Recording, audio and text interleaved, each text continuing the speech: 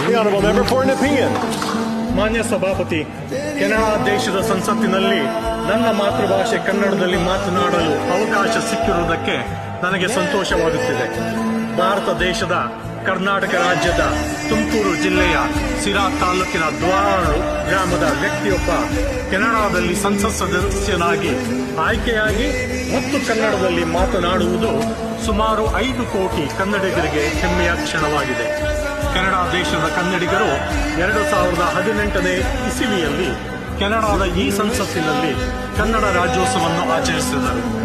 ರಾಷ್ಟ್ರಕವಿ ಕುವೆಂಪು ಬರೆದಿರುವ ಮತ್ತು ನಡಸಾರ್ವಭೌಮ ಡಾಕ್ಟರ್ ರಾಜ್ಕುಮಾರ್ ಹಾಡಿರುವ ಭಾವಗೀತೆಯ ಕೆಲವು ಪದಗಳೊಂದಿಗೆ ನನ್ನ ಹೇಳಿಕೆಯನ್ನು ಮುಗಿಸುತ್ತಿದ್ದೇನೆ.